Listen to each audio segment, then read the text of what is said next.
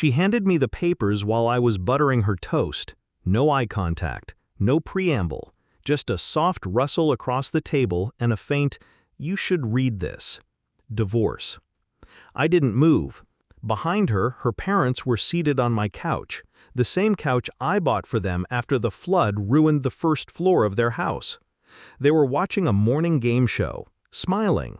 Her father even chuckled when someone on the screen answered Paris instead of Rome. My hands stayed steady. I didn't tear the papers, didn't flip the table, didn't ask why, because I already knew. 3 months earlier, a storm had torn their roof apart. Heavy rains gutted the kitchen. The back wall caved in. My father-in-law claimed he'd lost his job the same week, said they couldn't afford repairs. She cried, begged me to help them, so I did. I liquidated my emergency fund, sold my bike, took on freelance work until 2 a.m. to pay for it all. Blueprints, contractors, the tiles her mother insisted on. I thought I was saving a family. Turns out, I was building my own execution chamber. The warning signs were small, offhand comments, conversations that stopped when I entered the room, laughter behind closed doors. Her father started walking differently, less slouched, more smug. My wife smiled more when she was texting than when she was talking to me, and I kept telling myself I was paranoid. I wasn't. When I found the second phone in her gym bag, I didn't confront her. I just took pictures, installed spyware, sat back, and waited. The messages were all there, dozens of them. Her and her father, coordinating the lie. The job loss was fake. The flood damage, intentional. They had let the storm weaken the structure, removed insulation, let moisture rot the beams so the collapse would seem natural. Let him feel like the hero, she texted. Then we strike.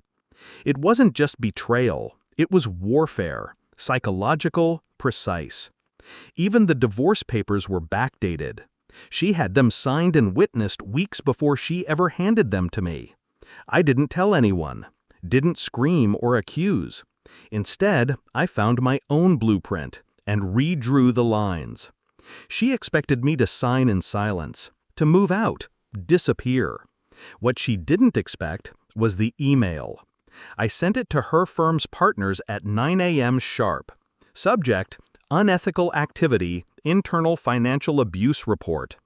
Inside, copies of her father's false insurance claims, texts discussing the staged property damage, recordings of their private conversations, her own voice describing how she manipulated me into spending my entire savings so I'd have no leverage.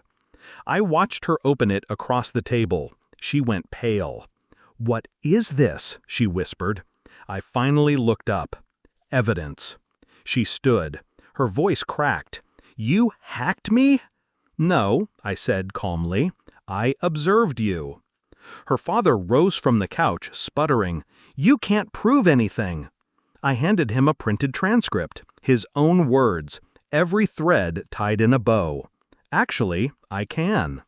He sat back down, hard. I turned to my wife. "You didn't break me. You funded your own exposure." She looked at me, something between panic and awe in her eyes. I placed the divorce papers back in front of her. "I'll sign, but under new terms." I handed her a second envelope.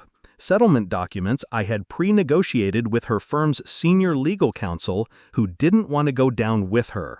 She'd keep her license, barely, but she'd lose everything else. The firm, the family reputation, the control. I rose, slow and precise. "You had a plan," I said. So did I. Then I walked out. I live in a small apartment now, quiet, clean, mine. The money's gone, the house too, but so is the weight. They say betrayal burns, but it doesn't. It freezes, numbs you until you stop expecting warmth. I don't miss her. I don't hate her either. What I feel now is something colder. Not anger, clarity.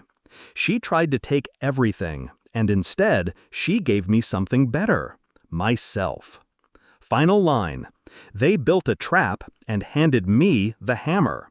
They just never expected I'd swing it back.